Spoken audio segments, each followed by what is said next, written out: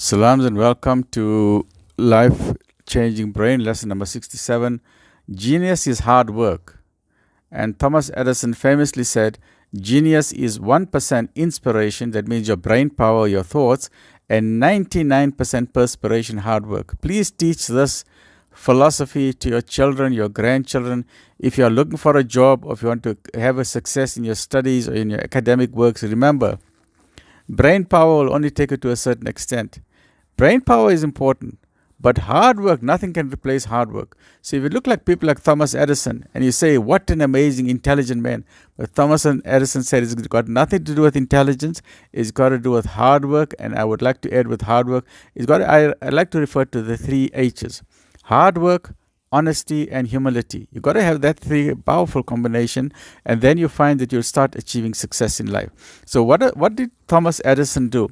He was a very famous inventor and businessman in early 20th century.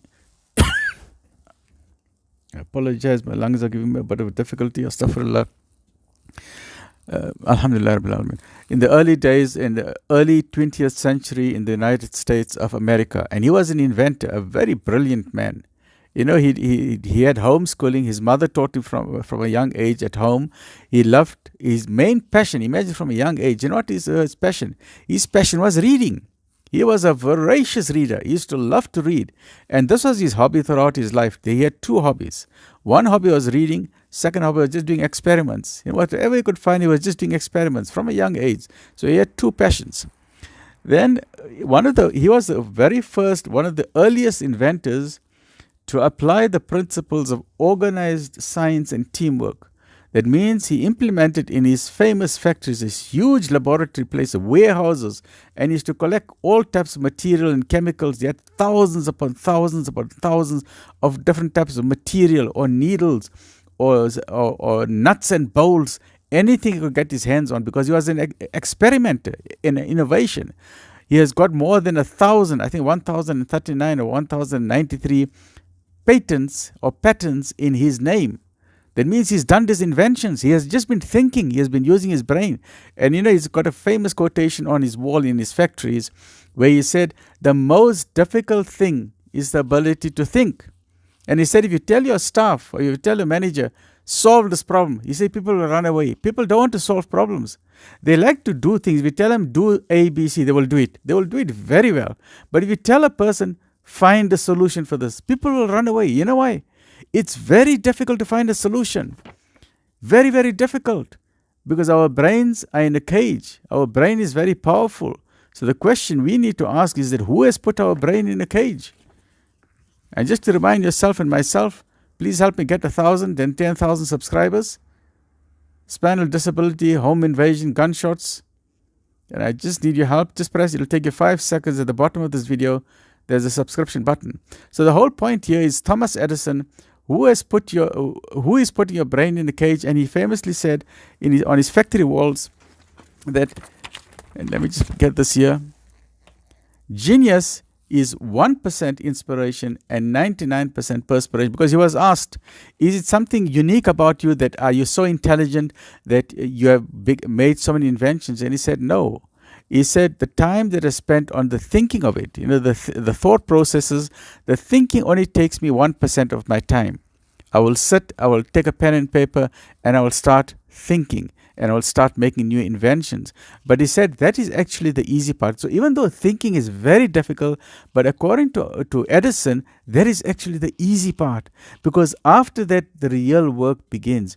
And we know in his famous story of the incandescent lamp, okay, this was a lamp, and in late 19th century, early 20th century, lamps were, you know, that globe that you see putting in your light fitting. Imagine how easy it is. You just go to a shop, you buy a globe, and you put it in, and it's done. Right? That's the globe that we're seeing here. But in the 18th century, 19th century, these globes were made by hand. People used to blow glass and make the glass, and then they used to put filaments inside. And they were very, very expensive. Only the rich people could afford globes or incandescent lamps in those days. Only the wealthy people could afford it. Ordinary people could not afford this globe.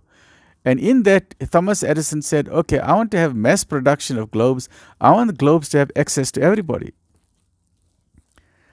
One of the difficulties, I apologize.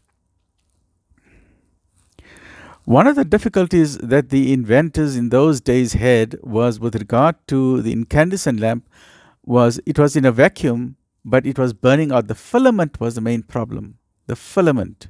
Okay. And Thomas Edison started doing many experiments until eventually, and he famously said this, 10,000 experiments. Excuse me.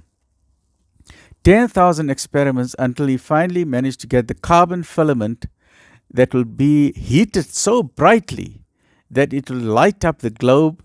And in today's time, without vacuum, we now have low density gases like argon, and in some cases hydrogen. But I think in most of the glass lamps they are using argon, which is an inert gas, and it doesn't cause any problems. But this is because of the hard work. 1% inspiration, 99% perspiration. And his very famous quotation of Thomas Edison, he said, Look how positive his brain is. You see, he does not look at it as a failure. Look, and we must learn from that.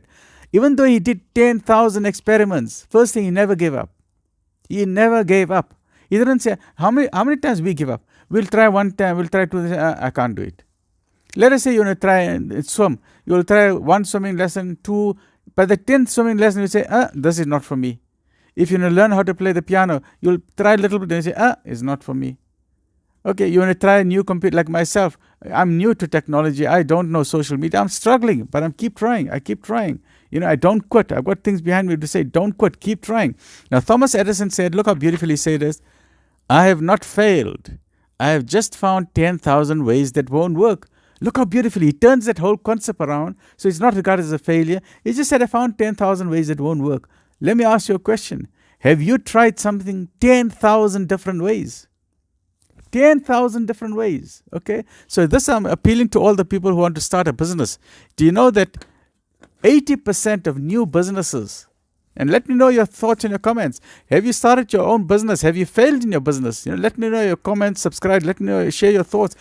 Have you tried something and you failed? Do you know how difficult it is to start a business? You need to get money. You need to draw a business plan. You need to go to the bank. You need to show them your business plan. You need to tell them, I'm starting a new business. They will tell you no. They will tell you what assets you got. Banks won't give you money unless you got money. Isn't that illogical? It's like an oxymoron. I mean, if I had money, why would I go to the bank? So the first you go to the bank, I need money. They say, how much money do you have? How much assets do you have? I mean, if I was a rich man, I wouldn't be coming to your door. So it's like an oxymoron concept, okay? But the main thing about business is keep trying. Don't look at other people's businesses and say, oh, that guy is lucky, or maybe he stole money, or maybe he's pulling a job. Don't do that. 90% of people are honest and hardworking. Only 10% are rotten apples. Let's not judge everybody by the 10%. Let's learn from Thomas Edison. Let's learn to work hard. Let's get a good idea. If you have a new business plan, or if you want to start a career, or if you're studying in your exams, even if you fail your exams, let us say you failed in April. You study hard, you failed in June. You study hard, you fail in September. You keep trying. Don't say, oh, I don't have the brains. Maybe I'm stupid. Then you are programming your brain. You are putting your own brain in a cage. Never insult yourself. Never tell yourself you are stupid. Because the minute you do that, you are then become your own worst enemy. So let's learn from Thomas Edison. Let's remember that genius is hard work, and that if you want to succeed anything in life, first have an idea, but the idea is only 1%. The rest of the thing comes from hard work. Never be shy of hard work. Stay well. Alhamdulillah Rabbil Alameen.